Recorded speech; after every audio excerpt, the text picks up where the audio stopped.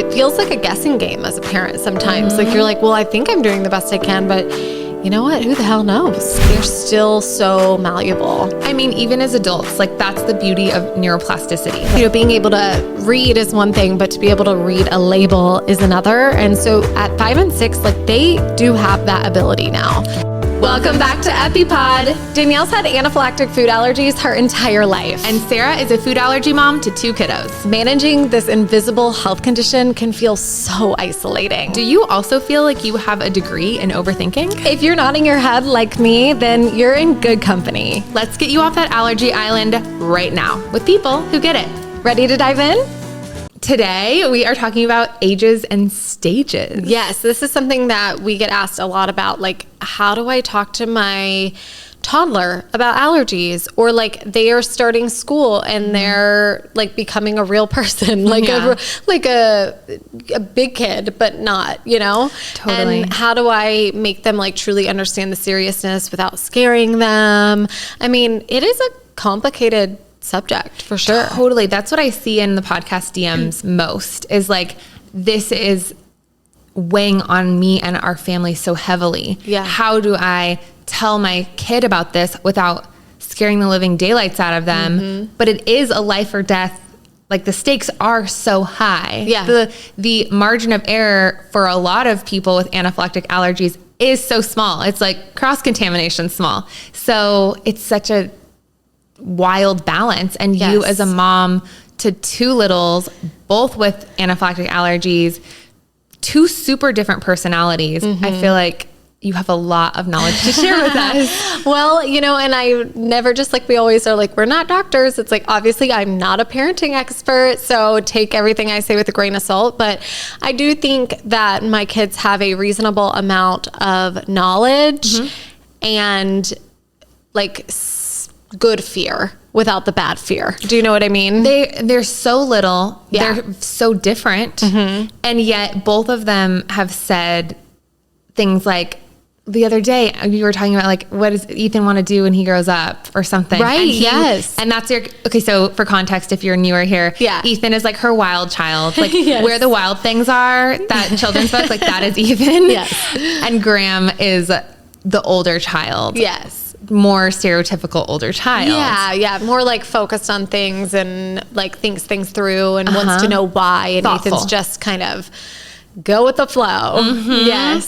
So like Ethan, even though he's like more on the wild child side of the spectrum, was like, what do you want to be when you grow up? And he was like, or what do you want to do when you grow up? And he was like, eat my allergens. Right. He was like, I want to be able to eat all of my allergies. Which like, is heartbreaking. Yeah, it is. It is. And it's not. It's like, I don't know. He's also not my kid who I think would be, he's the one I think who would be less kind of worried or nervous or anxious about allergies. Like I think he's the one I'm going to have to worry about more if we don't get to a point at OIT that, you know, he's safe. Like I think I would worry most about him just kind of not fully thinking through things. Totally. Especially as he gets older. But yeah, the fact that it was kind of one of the first things on his mind, the first thing he blurted out, and then was interesting to me. Yeah, what did he was like, just kidding, I want to be a like astronaut, or like what did he say instead? What did he say? He said a pirate. A pirate. And I was like, all right, sure, we'll write down pirate. That's better than be able to eat sunflower seeds, like for a little kid project. Totally. I mean, he's 4. It's crazy how much these kids just store in their brains and kind of what they're thinking about. You really don't know. It feels like a guessing game as a parent sometimes. Like you're like, well, I think I'm doing the best I can, but you know what? Who the hell knows? But like, you can just tell that the way that you have talked to them has sunk in. Yeah. Despite them having different allergies, different personalities. Yeah. Just, it's sunk in, but they're not necessarily afraid. Yeah. Like, I don't think they are. Yeah. And I think that that's a good thing, right? You want to have a reasonable amount of fear to keep you safe. Totally. But not too much to where you're walking around the world nervous and afraid of your surroundings. And so it is a delicate balance. And I think kind of, and what we'll go through in this episode, it's important to start really young. I mean, I'm talking before they're talking. Wow. Is kind of what I wanted to do. And it obviously looks different when they're tiny to when they're 6, you know? And I don't know, preteen stage yet. I don't know teenager stage yet. Maybe you can offer some perspective on that, just having lived with allergies. But I will say from the very beginning of again, they can't even talk at this point, just starting walking, getting into things. I believe it's really important to start teaching them about it because they are walking and grabbing and exploring the world, and they're not going to ever fully understand what allergies are as a 1 or even 2-year-old, but they do know when mommy says yes or mommy says no to something, when mommy's nervous, oh, no, we can't do that, or, they start to understand, we cannot jump off the couch because we're going to hurt ourselves. There's a glass coffee table right there. Now, again, my second child, he will do it anyway. So there, you do have to know your kid's personality. But for us, the very first thing that we did was just really speak what's in our head out loud. That's always the first thing I tell people if they ask this is truly anything that you're doing, verbalize it. So if I am at the grocery store with them, and that's something I did from an early age, was bring them with me. I would literally pick up a package and be like, is there milk in this? Let me check. Dun, dun, dun. Oh, this one has milk. It's not safe for our body. Put it back. And they're just they're absorbing everything. So just literally verbalizing what the inner dialogue is in your own head. But kid version, obviously you don't maybe share the oh, this is so annoying, or oh, there's nothing here. Yeah. Which, yes, of course, omit that part. Yeah. But just kind of the working through it, I think, is really important. And even at home, one of the things that we do is check labels, multiple times. So we check it at the grocery store, we check it when we're putting it away from the grocery store, and then we check it before we use it in a dish or pour it into the pot or whatever. And so again, each time you're doing one of those steps, verbalize it, say it out loud. And even a 1-year-old is going to pick up on that stuff. I mean, you see those cute little videos of babies cussing, right? They're like, shit. And you're looking around this is a 12-month-old that just said the word shit's their first word. Totally. They have 20 words and shit's one of them. Yes. Or whatever it may be. And, it's because they do absorb anything that you say. So use that to your advantage is something I would tell people, and something we did. And I do think that it worked. Even just the physical motion of picking up the package and turning it around, right? I mean, that in and of itself, a lot of people probably don't do that, don't have to do that. Maybe they're looking at the nutrition or something, but for the most part, if you don't have allergies, that's not really a part of your routine. And when they see it becoming a part of yours, I think it sinks in. Right. Versus doing the things that maybe they are not privy to, turning around and having a cringe, or needing to step into the powder room in your hallway and just let yourself have a come apart for a second because something isn't fair, and you do need to let it out.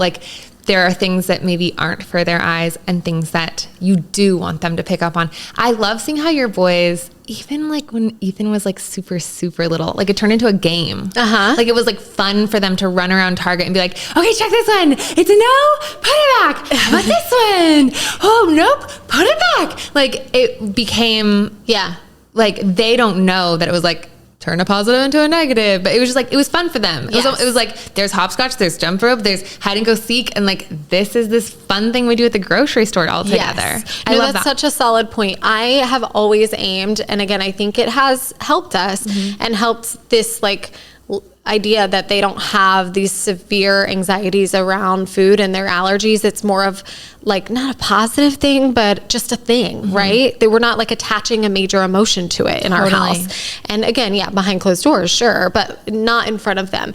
And so I've always tried to keep even my voice light and airy when I'm talking about it. Nothing has to be doomsday because they're, again, going to pick up on that energy.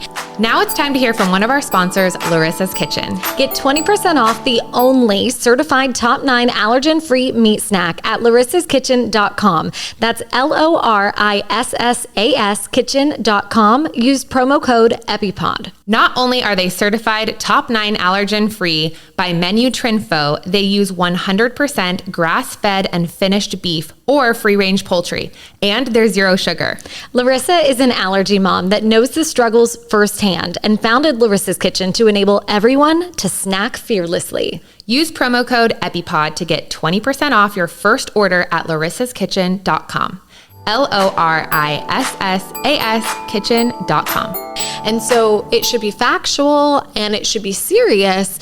But at the same time, a game like in the grocery store, like at Target, you know, it was Halloween season, I think, when we were doing the video I think you're probably thinking of. And yeah, Ethan was having fun with it. He's like, is this one good? Check the label, you know? He almost thought it was like funny when it wasn't. Yeah, because I think I did a dang it, you know, I made a big I don't know, comical, silly reaction, but still kind of with a smile on my face. You're such a fun mom, Sarah. I love this so much. Like, this blows, but yeah, you make it fun. I mean, them. You have to try, you know, or at least I do.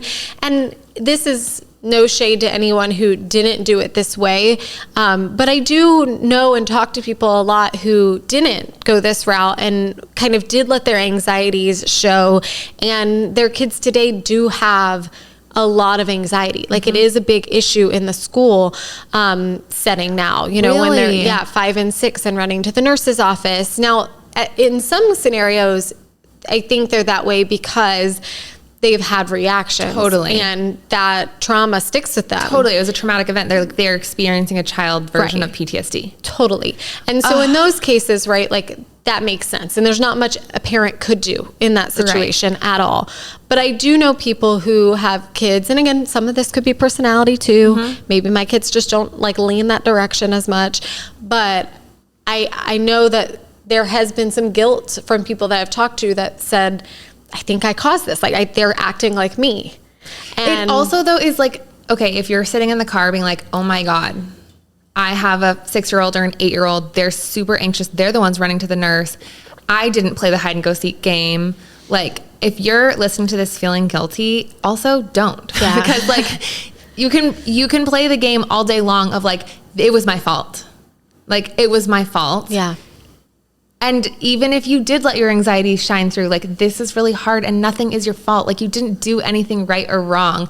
I just love that, if you are still in the 1 to 2 stage, if you're in the non-talking to 1 stage or whatever, is that where the point we're at right now? Yeah. Then this might help. And you might also do this whole thing. Yeah. And end up with the same other result. Yeah. So if you're feeling the type of way that maybe you were feeling during the breastfeeding episode, don't. Moms get enough freaking guilt and shaming from the entire universe. Don't do that to yourself. Totally. But I love that this is something that so far has been really helpful for your family. Yeah, it has. And it's, I think, a tool that even if you haven't used it before and your kids are a little older, you can start to use it now too. Absolutely. It's never too late to decide to kind of change the way you talk about things. Or, these kids, they're still, even when they're 5, 6, 7 years old, they're still so malleable. I mean, even as adults, that's the beauty of neuroplasticity. Our brain pathways, our brains are like trees. Yeah. And the more attention you give to something, it builds that tree into a stronger and stronger branch. So even somebody like me, 33 and in the hole with a lot of food allergy anxiety, I still have a shot of, if I decide to stop building that tree in that direction, I can start rebuilding the tree that I used to have, a more healthy, keep you safe anxiety, and then you stop thinking about it because you're safe. Totally. Yeah. So I think that's another ray of hope, even if you don't have a little, or even if you do have say a preteen who had just, there's them visiting the hospital for anaphylaxis is really sticking with them. There is so much hope, and our brains and our bodies are designed so miraculously, especially for those of us who struggle with mental health, anxiety.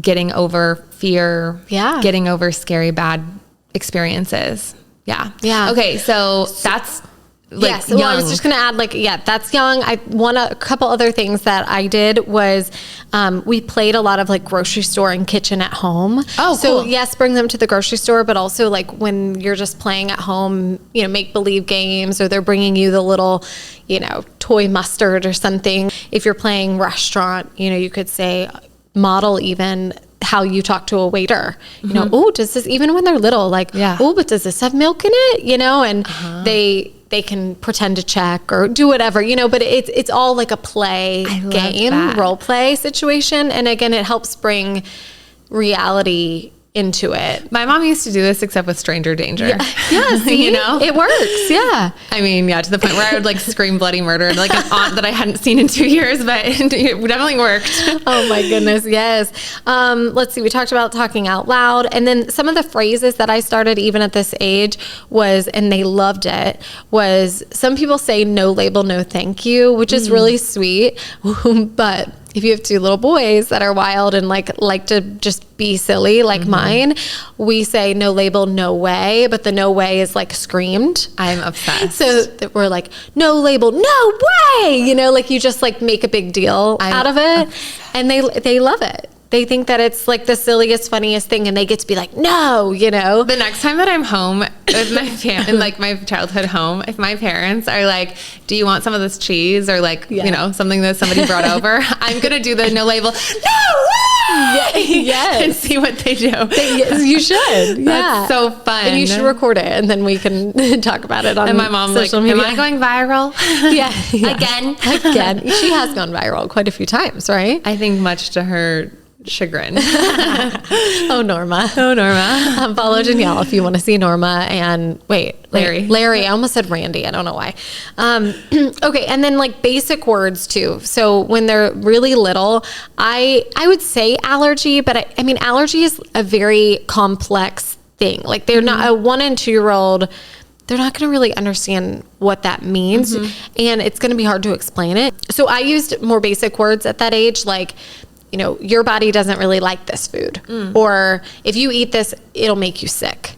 So keeping it a little less complicated at that age. And then as they're approaching 2, I think you can start to say allergy more and more. And again, it's not that you don't say the word allergy. It's just that word doesn't mean much to them yet. And they can't really understand how to figure out what it does mean. So I just kept it more around, your body doesn't like this. This can make you sick. Or as they're getting older, maybe like, we'd have to go to the doctor or the hospital if we had this accidentally, stuff like that. But yeah, that's kind of my like 1 to 2. I would say as they're getting closer, like 2 and 3, and like you're looking at books and things, there is a Daniel Tiger allergy book, which is, I think, the most simple allergy book out there. There's quite a few allergy books now, but I think a lot of them are more for the pre-K, kindergarten age, or even older. But the Daniel one is really, really simple and sweet. And so we can link that. But that one was probably our first kind of intro book to allergies. Nice. All right, moving on to ages like 3 to 4. So we're talking toddler range. They're fully walking, they're talking, they're grabbing snacks off of people's they're tantruming in like a new level sort of way. And they really do understand the world so much more at those ages. I mean, I think about Ethan, he's 4 going on 5.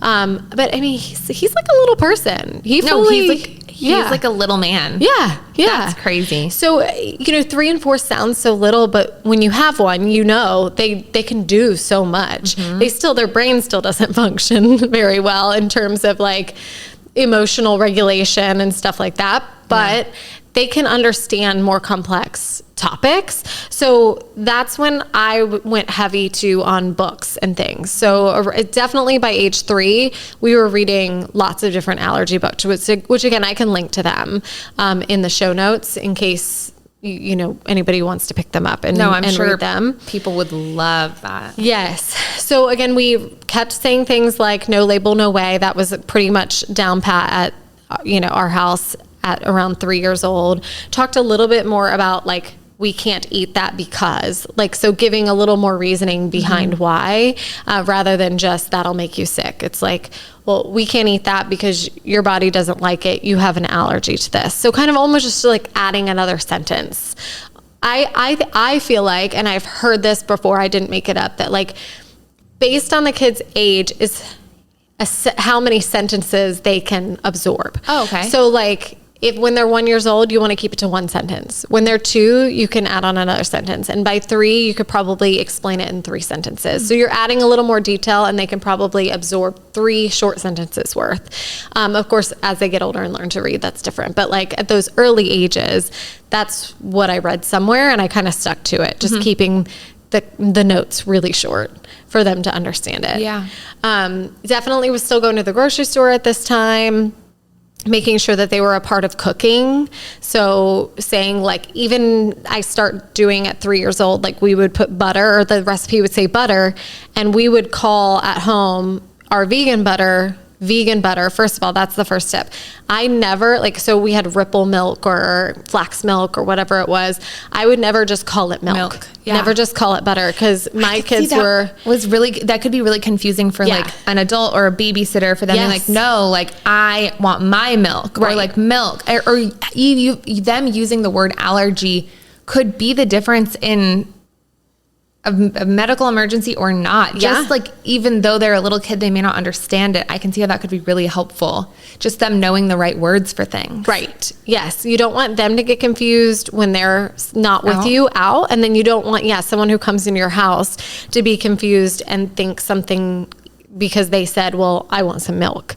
And, you know, in our house, we didn't really keep allergens in the house when they were real little. I wanted it to be kind of their safe place. And also based on the order of the kids, you know, like Graham being the one with the longer list and him being the firstborn, it was easier. I know some people struggle because the firstborn doesn't have it and then the second one does, and they don't want to, they don't want to take away foods that the firstborn likes. And I totally get that. But our situation was different. And so we kind of kept foods like that out of the house, but still I didn't want them to go to daycare and say, I want milk, and then somebody pour them a glass of milk. So for us, that's, you know, we used clear language around both allergies in general and also about like the products and things that we were consuming. I would just, oh my gosh, like it's super like mental strength to be able to send your little to a place like daycare. Because it's like, are you going to have like a brain fart and forget the millions of conversation in the packet and the, it's so much. It is. Every time you bring it up, I'm like, oh my gosh, like Sarah's amazing. I mean, allergy moms, you have to be, you have to step up to a new plate. We also at this age definitely started showing them visually like pictures of things. So this helps again with books, but also just even pulling up, like, this is what milk looks like, you know, or this is what certain nuts look like, so that they can both see the word, see like a picture of it, and they're more able to spot it in the wild, right? Like if I showed Ethan sunflower seeds, or definitely by 3 years old, if not maybe even a little sooner, because I wanted him to be able to like look in a trail mix and see like, oh no, that has my allergy. And what's funny is we went to my mother-in-law's house and she had bird seed out. And of course, a lot of bird seed has sunflower seeds. I don't know one that doesn't. Right. I know. And so we like, he was able to spot that had sunflower seeds. You know, I don't know, was he 4 yet? I can't remember if he was 3 or 4, but he was able to visually see that's a sunflower seed. I'm allergic to that. That bird feeders stress me out. I know. When I'm walking my dog, like every time I pass a house with one of those big bird feeders with all the bird feeds scattered, it's just like, like I'm sure that has nuts. Oh, it has everything. It's so annoying. We just got a bird feeder, and we had to look for one that was both peanut and sunflower seed free, which is the 2 most common ingredients in bird seed.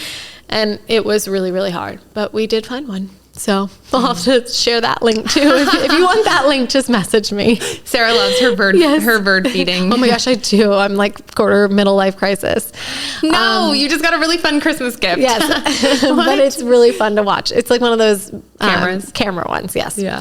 Okay, we are derailed, but we're coming back. I love derailing. Okay, let me look at my little list here. Okay, another thing we talked about was, this is the age where they're probably starting to go to pre-K or Mother's Day outs and things like that. If you kept them home in the early years, you might be sending them to school. And so one tool that I thought was really important was to tell them, you never eat anything that mommy and daddy don't give you. So like nobody else is allowed to give you food. Like you only eat what's in your pack, what you brought. So that way they're even starting to question like, oh, my teacher's giving me something. It doesn't matter that it's my teacher. Like she's not mommy or daddy. So it's only food mommy and daddy bring. And that is honestly so helpful for all things, like just coming back from the holidays or like if there's a parent helper, even if you're in the room for the Valentine's Day party too, right? Like some well-meaning mom turning around and be like, oh, here, sweetie, here's a cookie. Yeah. And they're like, mommy didn't give it to me, therefore it's not my cookie. Right. That is so epic to like start that early with that thought pattern. I think it's helped us in a lot of scenarios. And sometimes I do see Graham like want it, right? Like he does want to have it, but he knows that he can't, and that makes me sad, but I'm also really proud of him. And we of course always have like backup treats and things to replicate whatever he couldn't have.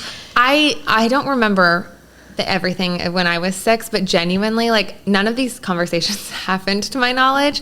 I was just such a picky eater and like such a 8-year-old princess at the age of 5. Like I remember my mom coming for pizza day with like my soy pizza because at the time I was lactose intolerant. Don't know if that was actually a dairy allergy. We'll never know. However, like I remember, I don't ever remember wanting what my classmates had. Yeah. Like I always remember like being like, I get it out of my box. Yeah, that's great though. That's really good. Yeah. That it was made to feel special and not just different.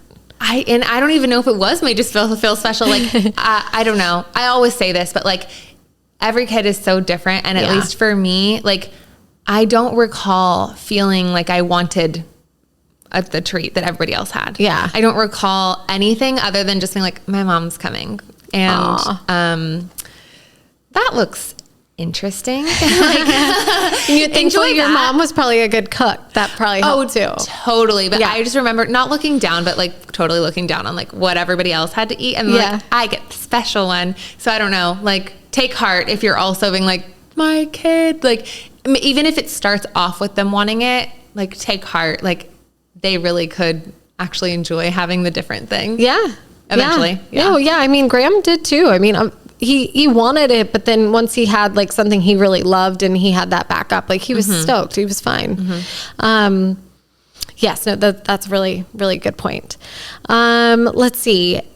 Oh, also this is the time when we definitely started practicing with trainers. So the EpiPen or AviQ trainers that come with your set, getting those out and in a very, again, playful way. It doesn't have to be really scary topic. Like, oh, when you can't breathe anymore, we're going to jab this into your leg. Like, no. Yeah. It's just, if ever we have an accident and eat your allergy, then we need to use this to feel better. This is your medicine. Yeah, it's your medicine, and practice with it. And they both have really liked practicing. Like it seems kind of like a fun toy or game, and it talks to you. At least the AviQ does.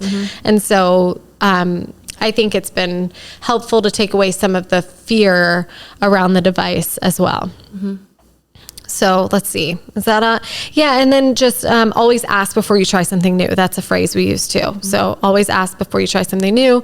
Never have anything from anybody who's not mommy or daddy, and no label, no way. So those are kind of like our 3 phrases. They're their mantras. Yes, they are. I'm obsessed. They're safety mantras. It's a good thing. They need that. And I think it feels strong, and it feels like they feel confident in that. Like it's simple enough for them to be able to remember it and feel confident saying it out loud or even in their own head. Okay, talk to me about sort of more where Graham is in now. What is 5 to 6 range like? Now it's time to hear a word from one of our sponsors. You guys, it's Abe's Muffins. They are one of my favorite sweet treats and one of the only brands that I buy every single week without fail. It's Abe's Muffins. They're a beloved brand of school-friendly mini muffins, cupcakes, and more. Everything that they make is vegan and free from dairy, eggs, peanuts, tree nuts, soy, sesame, and pea protein. And what's even better is that they are made in their dedicated facility in New York. So they really are a brand that you can trust, whether you are an allergy anxiety adult or a food allergy mama. Look out for Abe's in the bakery section at Whole Foods, Sprouts, Natural Grocers, H-E-B, and other grocery stores nationwide. Yeah, I mean, at this stage, if you're a parent of a 5 or 6 year old, or even if you're not, I mean, they become truly little people at this stage. I mean, Graham has his own ideas, his own feelings on things. He has a lot more awareness and understanding of the world. He can read. So a lot of things change. Graham can read? Oh, yeah. Yeah, fully. I think even start kind of reading in kindergarten. And yeah, he's in first and he's reading chapter books without pictures. Sorry. Yeah. I don't recall that. It's crazy. I know. How cool. I know. It is really awesome. The other day he said to me, he said, "Mommy, reading is really quite fun." And then I said, "Yes, it is." And then he goes, "You know what's really cool?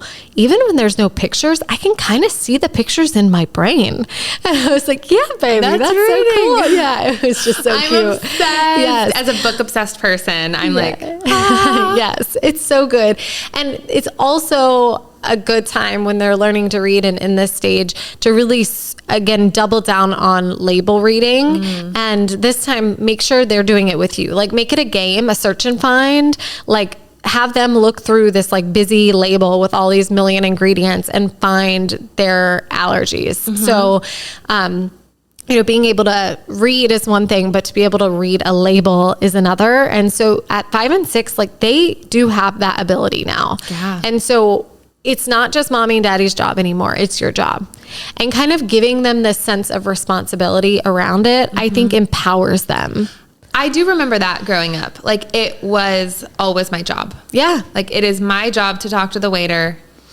Almost like maybe they made it a little bit too much my job. But like, it was always my job. Yeah. Like, and that made me, I did sleepovers, I did summer camp, I did all of the things. And so when parents DM to ask me like, "Did you go to summer camp? Like, was it an allergy specific camp?" And I'm like, "Nope, it was my job every single day to walk in there and be like, 'Hi, allergic to peanut butter. Yeah. Can I get fresh pancakes from the back? Because these ones are kind of touching in the buffet line.'" That's great. You became your own advocate. Yeah. And I think, I mean, my first away to summer camp was 3rd grade. But I had already, like, it was my job at like talking to waiters, talking to restaurant people. Reading the app is, reading the ingredient lists is so cool, especially that they're reading at this time. Yeah. If your child has a non-top 9 allergen and then it's not in bold at the bottom, or it's something maybe like super obscure, like orange, or like one of my new friends, she's anaphylactic to potato. So like, that is going to be buried in one of those. Even like, I wanted to share with her Abe's, and I couldn't because it had potato in the cupcake tray that I had gotten from Abe's, which is a top 9 allergen friendly thing. Right. Even more than top 9. Like, they even have pea free facility and things like that.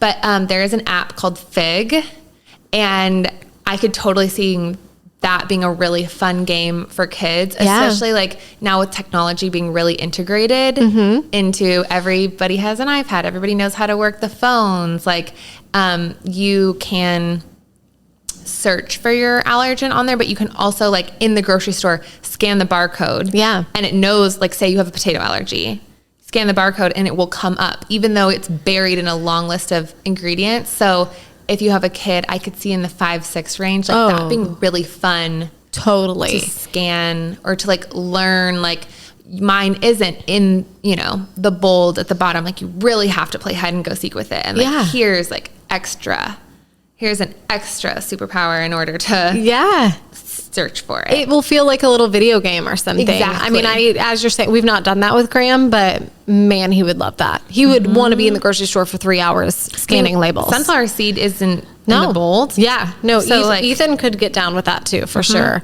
He's a little less like technology obsessed at this point, but still, like they would both, again, they would want to go to the grocery store and just scan every label. So maybe don't, if you don't want to be in the grocery store forever, but no. That's a great idea. Yeah. Like there's so many more tools now with searching obscure. Oh yeah. ones. Yeah. No, that's a good point. Let's see.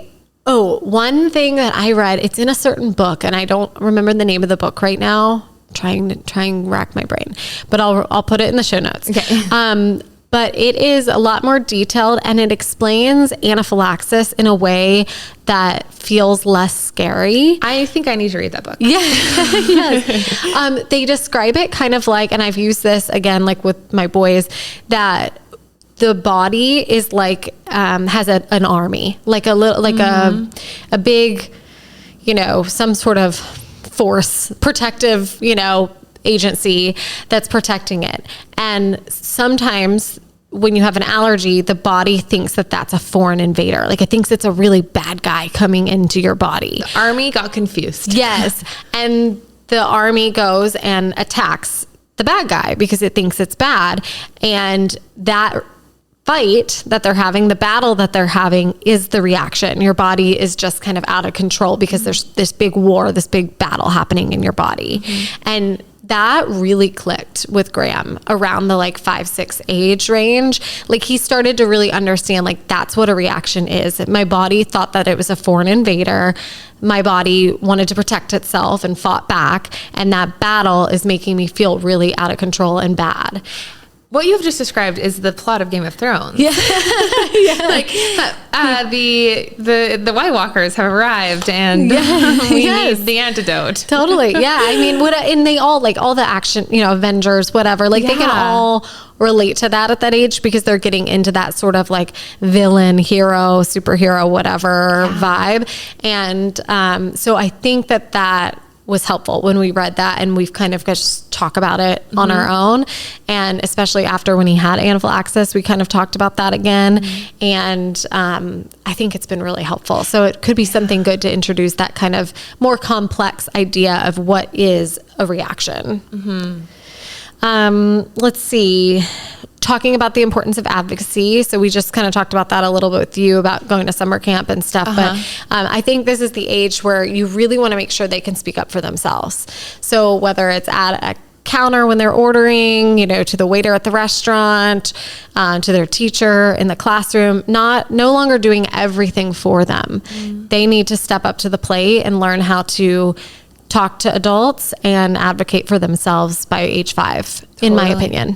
Totally. Even if you know what you've given them, or not you've given them, even if you know that the classroom treat is safe. Yeah. Hey, did you ask? Right. Oh, you didn't? Then you better put it down and now ask. Yeah.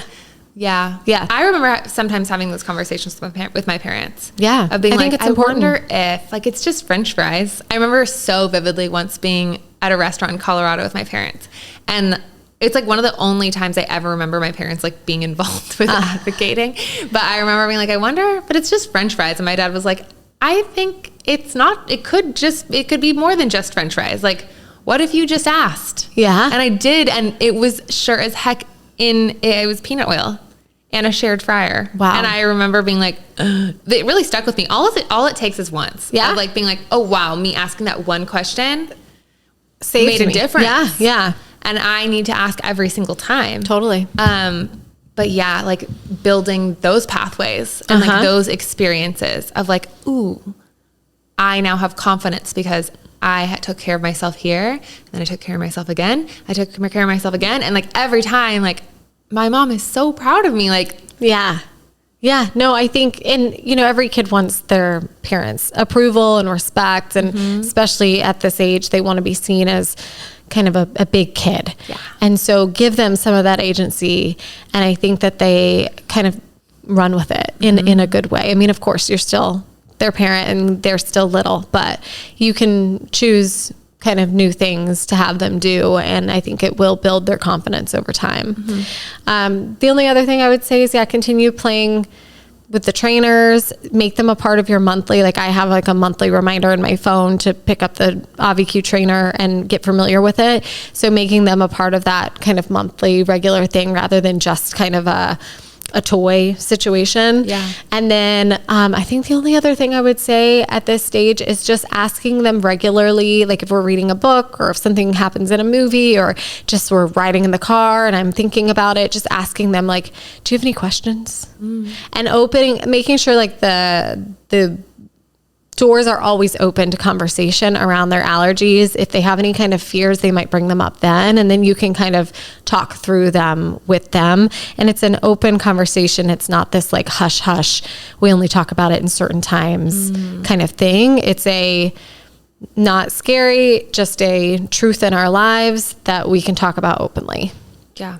So again, I'm not anywhere past 6, so I don't know what the next phase, holds. But one thing I think about in the future is definitely like dating and teenage things. Yes, sleepovers, stuff like that. Yeah. What can you remember? I get that question a lot. Yeah. And more than what I remember is like what I hear from parents is they don't really want to listen to me anymore. Like it goes from like, I want to make mommy and daddy proud. Like I want them to see me as a big kid, like you just said, and more like I'm my own person. Like I'm cool. I'm my own person. Like they're kind of lame, like parents, lame. So your word and your warnings almost become like at best one ear out the other. And at worst, like they kind of want to do the opposite. Oof. I still, at 33, am like, if my mom says something, I'm like, she likes that dress? I don't like that dress. Like, yeah. You want so badly to like be your own person. Yeah. And you have this feeling like it's the beginnings of like wanting to separate, not because you don't love your family, but because like you want to be seen as capable, as yourself, as independent. Yeah, autonomous. And I think it can be really hard, especially for certain personalities for boys. Like girls can be very cautious, like a lot more thoughtful, a lot less impulsive, just across the board. Like those are total stereotypes. Sure. But like you just look at little kids and like the little girl is like a 3-year-old coloring and playing with her Play-Doh, and the boys are like, let's make brown. And you're like, I just bought that, but okay.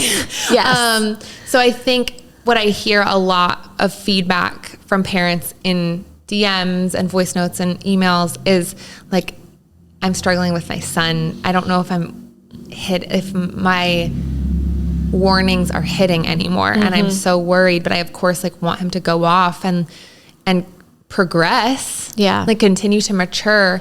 And what I always offer with that is like, find somebody in their life who they do respect. Like find somebody, and this goes for girls too. Like I have a modern family. So I'm my dad's 3rd child and my mom's first and only. And so my older half sister was like a really cool aunt to me. And I always respected like what she thought, and like it would kind of go both ways. Like I remember when I wanted to shave my legs and my parents were like, you have to be 13 to shave your legs. And I'm like, I'm half Mexican. Like, you see, I could braid this hair. Like I would use my sister Kirsten as like, can you just like nudge them and tell them like this is embarrassing. Yeah. Like this isn't normal. Like this is weird. But I think whether they did it intentionally or not intentionally, like if she would overhear them talking to me and not even just about allergies, about anything, like her reinforcing it, I'm like, oh shoot, like she's right. Like I should, whatever, ask again or check the label or whatever it is. Yeah. So whether that's like somebody in your family, like if it's like they really are drawn to your brother-in-law or your sister, like having that older parental figure, but who they think is just like so cool and epic and not their mom. But it's also like finding people in culture who they can look up to. Like pick an allergen, any allergen. There's somebody famous who has it and might even be speaking about it. Yeah. Like Kelly Clarkson, allergic to peanuts. there was the DJ who had a allergy or an anaphylactic reaction on his, like, he was going from one gig in some like faraway country to another gig, like literally like going from one nightclub gig to the next one, had a reaction, talked about it. So like using examples of people who are doing cool things, that maybe he's really interested in music, or like maybe he's going to think this guy who's like covered in tattoos is cool. And to see not just like, oh, you know, this person has to advocate for themselves too, or this person had to use their EpiPen too, or thank goodness this person was carrying his EpiPen. Yeah. I think it can open doors and be a little bit less about like the naggy or like, mom, like mom being mom, and more like, oh shoot, like that sucks, but like a lot of other people have to deal with this. And like people who like, I want to be him when I grow up. Like, yeah, I want tattoos, or I want to be going on an airplane from Mykonos to London. Like, I think that can be really helpful in finding somebody who isn't you, but who they're going to respect and look up to. Yeah. And I even do that now. Like, community is so huge. Just in the past couple of months, like making new connections with friends who also have nut allergies, who are my age. Like, I immediately am like, I see them going out to eat here in Austin, and I'm like, shoot, I'm going to third wheel one of their dates with their husband, you know, like I want to go do that now. And yeah, even last year, like before I didn't know them and before they lived in this city, like, no way, like I'll meet you guys after for drinks.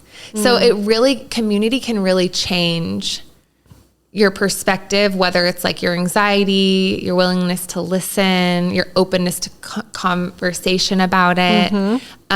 So even if that's just like another kid in their class, or like another kid, preferably an older kid, who's like talking positively about it in one of their extracurriculars, just like really looking for community can be helpful for them. Yeah.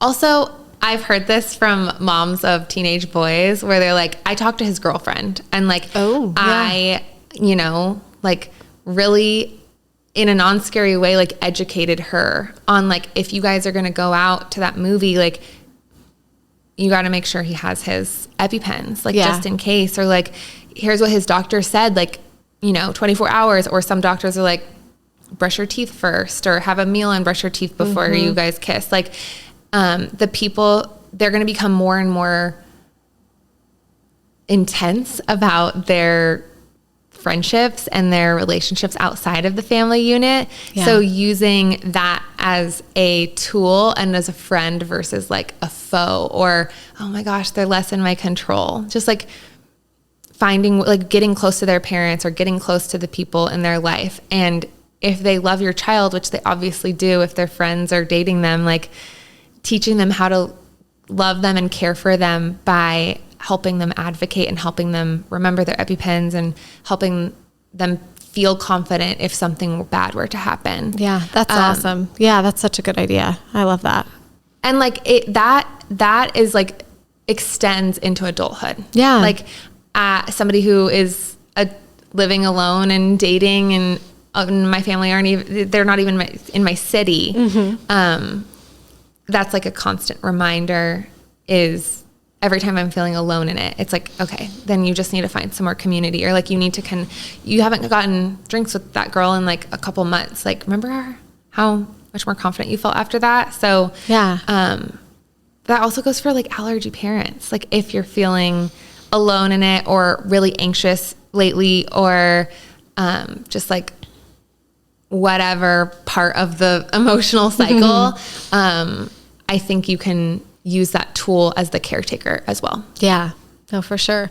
I don't know. I don't know if I'm ready for teenage Graham and Ethan yet. It's funny with, you know, newborn age is hard, toddler age is hard. Like they're hard in every stage. You trade hard for hard, I think, you know, like some things get easier. They start sleeping through the night, but now all of a sudden they're doing X, Y, and Z. And it's just like one thing after the next. So I know I'll get there. I know that it'll be okay, but you know, it is definitely new territory that we will be discovering before we know it. And if there's somebody listening who's just like aced how to parent allergy teens, DM us, send us an email, because we'll have you on the podcast. Yeah. We need an expert. Yeah, or reading out your bullets. We would love for sure. But at least I hope this was helpful for, anybody with youngsters or even like the middle school age, because I think you gave a lot of solid pointers on that as well. I don't remember. My allergy was not like the center of my world. Like, I feel like now allergies, and I'm working so hard to change this, but it feels like they're the sun. And then the rest of my life sort of like orbits around. Yeah, is the solar system that orbits around it. Like my personality, my dog, my friends, my dating, my family, my hobbies, it all just goes around the allergy. And that wasn't until the past 5-ish years. Yeah. It used to not be that way. So all growing up, my allergy was what's the smallest planet? Pluto? What's the last one? I don't think it's a planet anymore, actually. It isn't? I think they took it off the planet list. I am not a STEM girly, okay? Never have been, never will be. But it was the smallest of non-planets. Yeah. And so I think building a good foundation with the things that you talked about, that builds up to teenager and adult years of just really letting them be able to have confidence and handle it in a way that lets you be okay, they got it. Yeah. Oh, I don't know. As a parent, I don't think we ever think our kids totally have it. We're always going to be nervous and scared and worrying. Yeah. Same. Yeah. I mean, my mom worries about me today, so I know that never goes away, but you can do the best you can. So we're trying. Here's to trying. Yeah. Or trusting them. Yeah. At the end of the day, my mom's best friend always says it beautifully. She's you may not always agree with her, and she might be choosing things that you wouldn't choose, but at the end of the day, don't you trust her? That she has the ability to handle it herself, even if it goes wrong. She always has, and she always will. Yeah. And my mom and I are always yeah. Aw, that's great. I don't know that I'll always feel that way. I hope so, but we'll see. You will. Oh my goodness. Okay. Well, I hope that people got something out of this episode, and, let us know if you have any additional questions, and we'll try to answer them. But good luck. Good luck to all the parents out there. You can do it. And, my hat's off to you guys, because whoa. All right. Yay. We'll see you next week. See you next week.